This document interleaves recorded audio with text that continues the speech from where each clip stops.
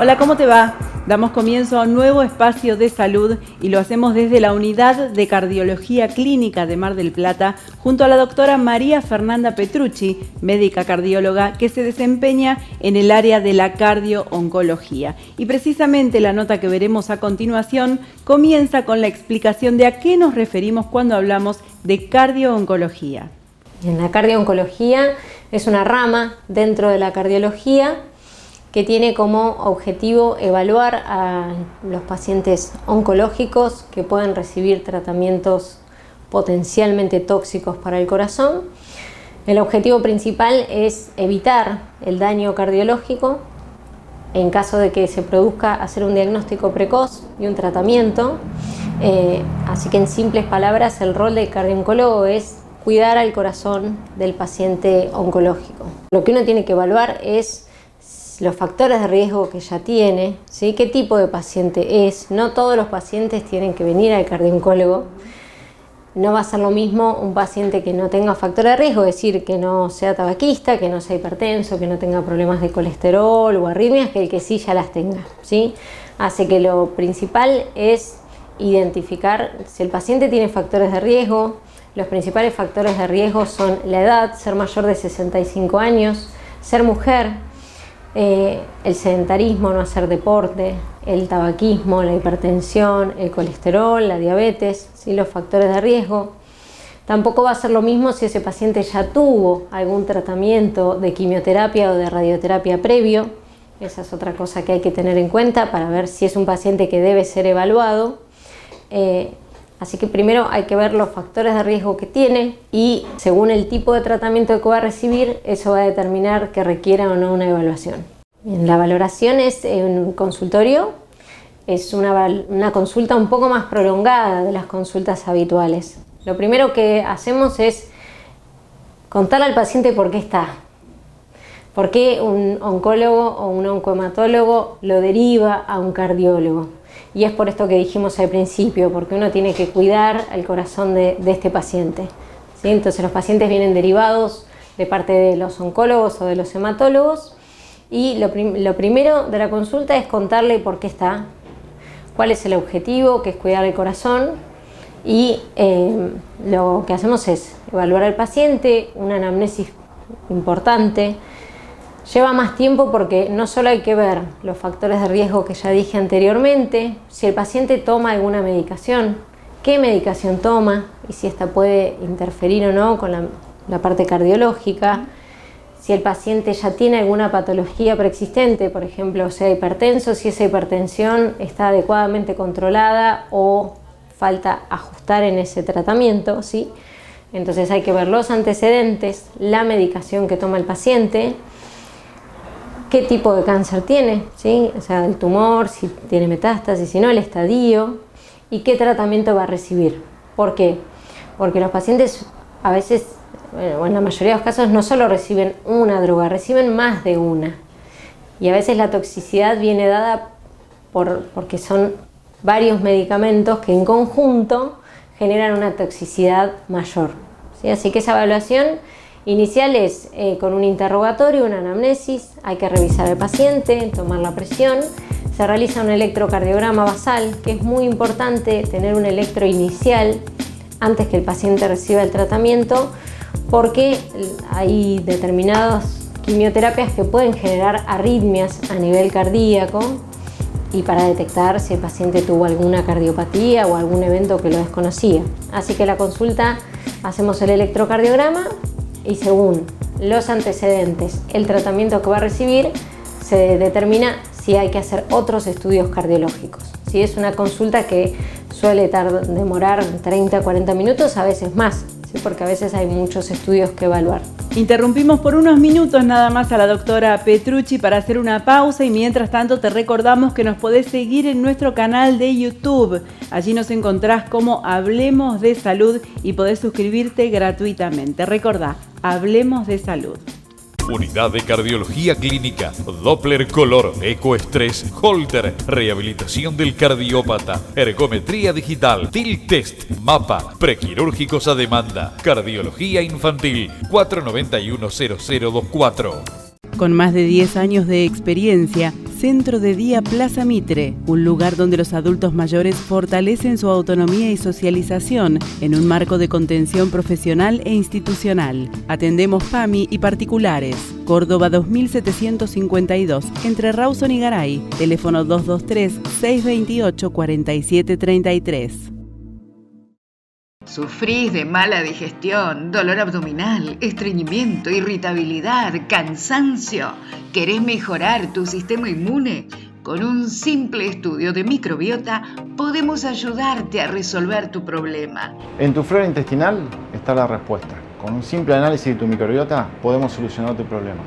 Laboratorio Pueyrredón. Ayudamos a mejorar tu calidad de vida. Natalis, centro dedicado exclusivamente al diagnóstico y tratamiento en medicina reproductiva, con el respaldo de Procrearte, Bioprocrearte y Maternity Bank. Rodríguez 922. Instituto Radiológico. Cumplimos 50 años brindando medicina de excelencia y creciendo en tecnología, con equipos de última generación únicos en Mar del Plata y zona de influencia. Resonador 3 Tesla, PET-CT, mamografía 3D, tomosíntesis. Ahora también podés visualizar tus estudios a través de nuestro portal virtual de imágenes ingresando a irradiológico.com.ar. En Tandil, Hotel Francia, testigo de 100 años de historia de una ciudad increíble. Avenida Colón 1580, 0249-442-3240, elhotelfrancia.com.ar. Festejamos junto a vos 68 años al servicio de la comunidad. Gracias por elegirnos. Clínica 25 de Mayo, donde vos estás. Licenciado en Psicología Leonardo Pontoriero. Trastornos de la personalidad, problemáticas de pareja. Para consultas y turnos, comunícate al WhatsApp 223-536-7243. Licenciado Leonardo Pontoriero. La Estación. El equilibrio perfecto entre tu café diario y un lugar único. Coffee Shop La Estación. Chávez 540. Te seguimos ofreciendo el más cálido servicio.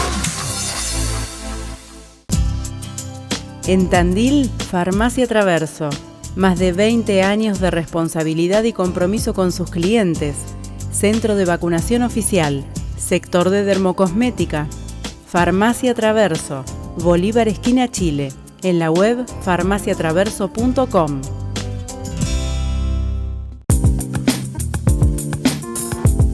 Doctora Gregorina Báscolo, vamos a hablar una vez más acerca de la donación de órganos y en esta oportunidad, precisamente, en principio, aclarar algo que tiene que ver con los números, lo importante que es tener en cuenta los números en el país y en la provincia de Buenos Aires para poder seguir hablando de este tema. Sí, es verdad. Gracias a ustedes siempre porque fomentar esto de la donación es importante.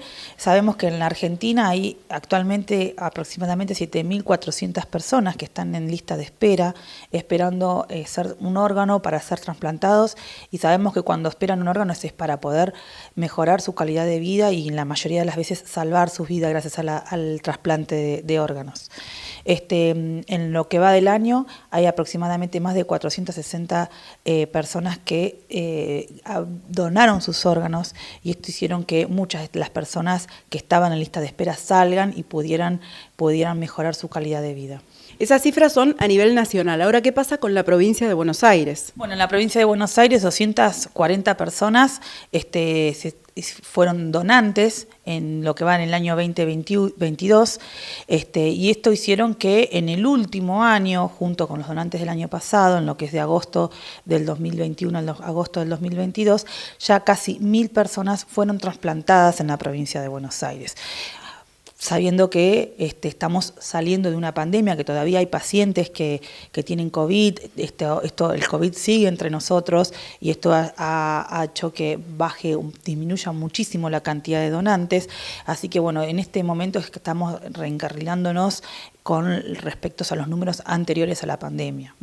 Hay que todavía el efecto pandemia se siente y esto en el proceso de donación y trasplante todavía lo estamos sufriendo y estamos tratando de sobrellevarnos. Estamos hablando de la provincia de Buenos Aires y el IGA es protagonista dentro de esta situación y dentro de esta realidad, y con esto tiene que ver también un reconocimiento que recibieron recientemente desde la provincia de Buenos Aires. Sí, exacto. El ministro de Salud hizo un reconocimiento a los 10 hospitales de la provincia de Buenos Aires. En realidad fueron las 10 instituciones de la provincia de Buenos Aires que mayor donantes de órganos tuvieron en el año 2021, siendo que estos 10 instituciones fueron 10 hospitales públicos, y entre ellos el Hospital Allende de Mar del Plata fue uno de los hospitales que fueron reconocidos por el ministro de Salud, destacando la labor que tiene el proceso de procuración en el proceso de donación y trasplante, porque sabemos que para que un órgano pueda ser trasplantado o implantado a un paciente se necesita de donantes, y esos donantes son detectados o son detectados y trabajados con el equipo de salud en instituciones, ¿o cierto?, a partir de una labor que mucho no se destaca, que es los procuradores de órganos y tejidos que hay en las instituciones. Entonces, esto hace que, bueno, el ministro quiso destacar que esta parte del proceso de donación y trasplante que poco se reconoce y que es tan importante, porque sabemos que si no hay donación no hay trasplante, lo pueda, entonces hizo un reconocimiento con los hospitales, y el Allende, bueno, fue uno de ellos que tuvo el reconocimiento, que junto con la dirección del hospital fuimos a recibir el premio. El Allende tiene mucho de trabajo en cuanto a lo que es la detección. Se están capacitando permanentemente para poder detectar potenciales donantes. ¿Esto es así?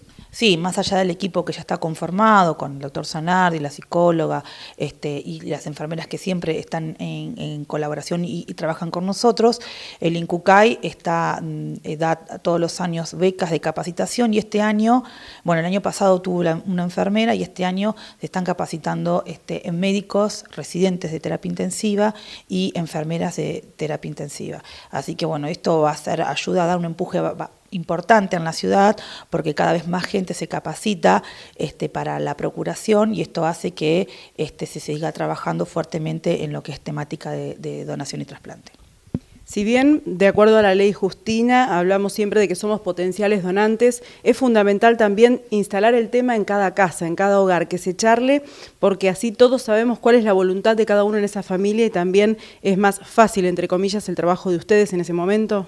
Sí, tal cual. Siempre hablar de donación y de qué opinamos nosotros como ciudadanos con respecto a ser donantes de órganos o no, eso es importante charlarlo en la casa, porque uno nunca piensa o no quiere pensar en cuando vaya a fallecer o se vaya a morir, pero sí esto sucede, y cuando sucede y se puede ser donante, por más que tengamos la ley que dice que todos los ciudadanos mayores de 18 años son donantes, excepto que hayan expresado oposición, es importante charlarlo en la casa y en la familia, porque cuando sucedan esto ya, si la familia sabe qué pensaba, es más fácil para la familia en realidad, porque nosotros aplicamos la ley y se le va a informar que puede ser donante, pero si la familia sabe qué opinaba, qué pensaba, esto se manifestó en el INCUCAI y quedó registrado, es todo mucho más fácil, sobre todo cuando los procesos también son judiciales, que hay los fiscales y los jueces de por medio.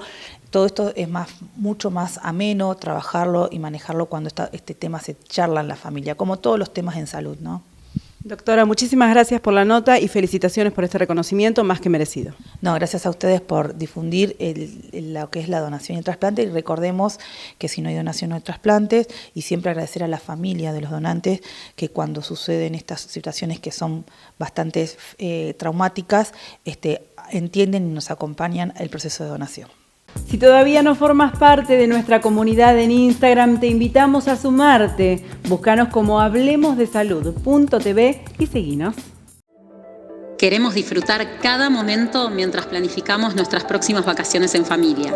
Vos tenés planes, nosotros tenemos planes para vos. Contá con los planes de salud de HPC, pensados para cuidarte en cada etapa de tu vida. Informate sobre todos nuestros planes y coberturas en hpc.org.ar. HPC, hecho para cuidarte.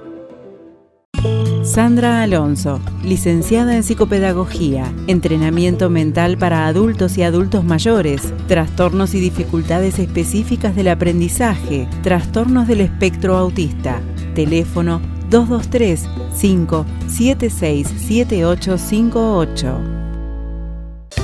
Natalis, centro dedicado exclusivamente al diagnóstico y tratamiento en medicina reproductiva, con el respaldo de Procrearte, Bioprocrearte y Maternity Bank. Rodríguez 922. En Tandil, Farmacia Traverso. Más de 20 años de responsabilidad y compromiso con sus clientes. Centro de vacunación oficial. Sector de dermocosmética. Farmacia Traverso. Bolívar esquina Chile.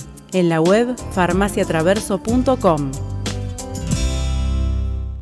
En Tandil, Hotel Francia, testigo de 100 años de historia de una ciudad increíble. Avenida Colón 1580, 0249-442-3240. elhotelfrancia.com.ar. La Estación, el equilibrio perfecto entre tu café diario y un lugar único. Coffee Shop La Estación, Chávez 540. Te seguimos ofreciendo el más cálido servicio. Vos ya nos conocés.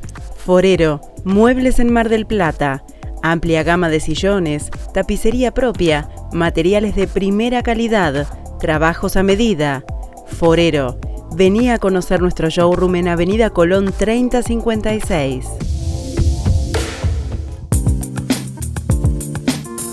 Momento del programa en el cual tienen su espacio aquellas personas que se distinguieron del resto por sus investigaciones y trabajos. Es momento ahora de conocer a nuestra personalidad destacada de la ciencia de esta semana. El nombre de Alois Alzheimer, pionero de la neuropsiquiatría, ha quedado asociado para siempre a una enfermedad que afecta al ser humano básicamente en su vejez, un trastorno que en sus etapas más avanzadas hace que no reconozcamos a nuestros seres queridos e incluso que no recordemos quiénes somos, y que fue descubierta por él en el año 1901. Poco conocida, la vida de este científico, nacido el 14 de junio de 1864 en Baviera, estuvo ligada a la ciencia desde el principio, ya desde su infancia, cuando su padre le aconsejó que estudiara medicina. Tras conseguir su título, el joven Alzheimer logró un puesto como asistente en el asilo municipal para dementes y epilépticos en la ciudad alemana de Frankfurt. Durante su estancia en esta institución, conoció al célebre psiquiatra y neuropatólogo Franz Nissl, con quien llegó a forjar una profunda amistad. Junto a su colega, Alzheimer aprendió nuevos procedimientos encaminados a profundizar en el estudio de los trastornos nerviosos. De este modo, los dos hombres llevaron a cabo diversos estudios neuropatológicos sobre los pacientes con alteraciones mentales. Ambos científicos pensaban que un buen método para suavizar y calmar los graves trastornos que presentaban estas personas eran los baños y la movilidad. En 1901, mientras trabajaba en el asilo municipal para dementes y epilépticos de Frankfurt, Alzheimer conoció a una paciente que a la postre sería la responsable de que su nombre se hiciera mundialmente conocido, August Deter. August era una mujer de 51 años que presentaba un cuadro muy avanzado de pérdida de memoria. Sus síntomas iniciales habían sido unos ataques de celos descontrolados hacia su marido.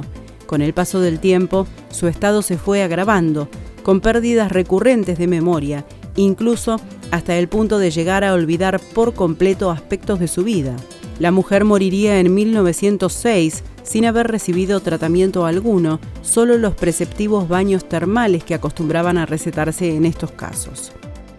En noviembre de 1906, en la 37ª Conferencia de Psiquiatría del Sudoeste Alemán, Alois Alzheimer presentó el estudio titulado Sobre una enfermedad específica de la corteza cerebral, donde se describía por primera vez un trastorno inusual de la corteza cerebral, cuyos síntomas principales eran pérdida de memoria, desorientación, alucinaciones y finalmente, y en todos los casos, la muerte.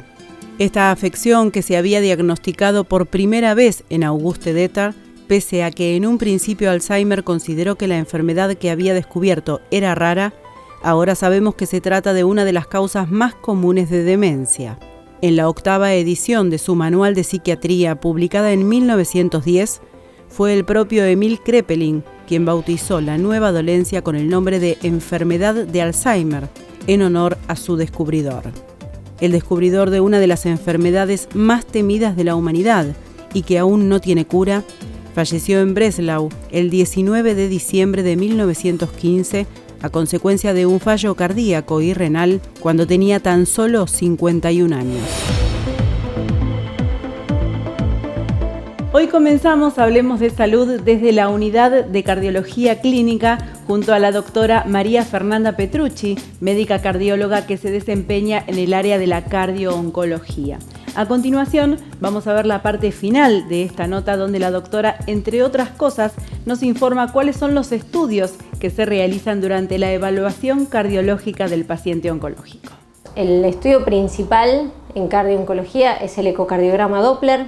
Es un estudio en el cual el paciente acude a realizárselo sin ninguna preparación previa, no requiere preparación, demora aproximadamente 30 minutos, el paciente se recuesta en la camilla y no es invasivo, no es doloroso. Lo que sirve es para evaluar cómo está el corazón, cómo funciona, si el corazón, cómo están esas cavidades, si hay cavidades que están agrandadas, cómo están las válvulas cardíacas, ¿sí? Y sobre todo la función cardíaca, que es uno de los aspectos más importantes en cardio-oncología.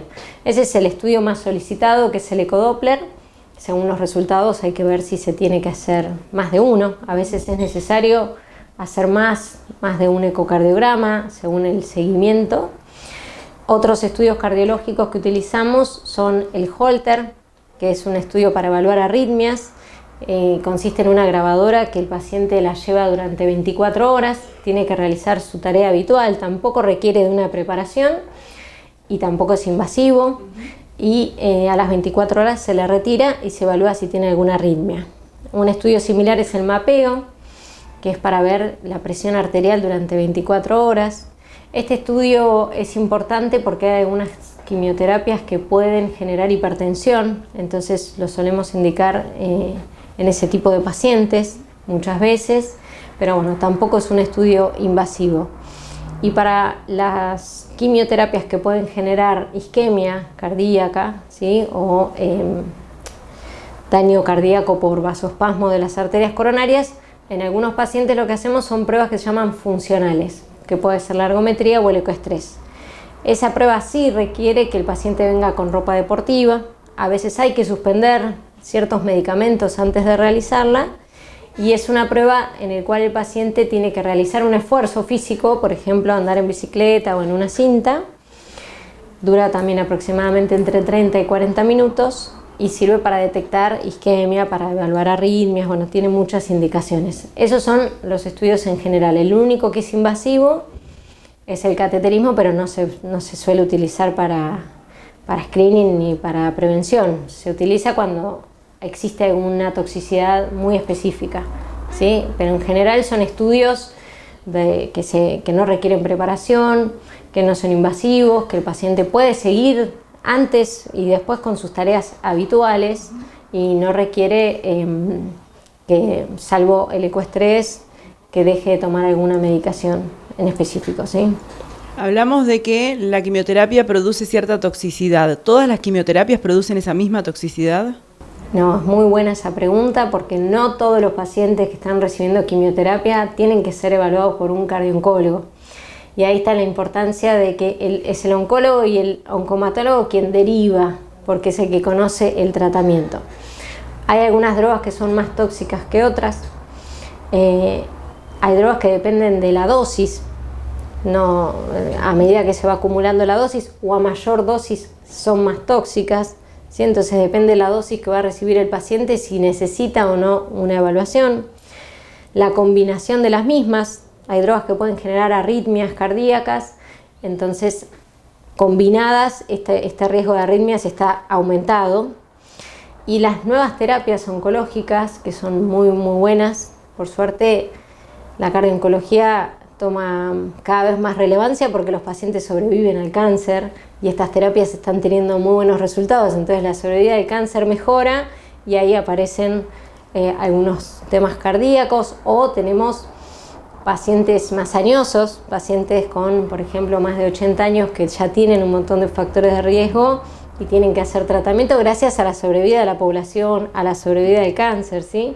Entonces estos nuevos tratamientos que son muy buenos y que han permitido esta sobrevida, tienen toxicidades específicas.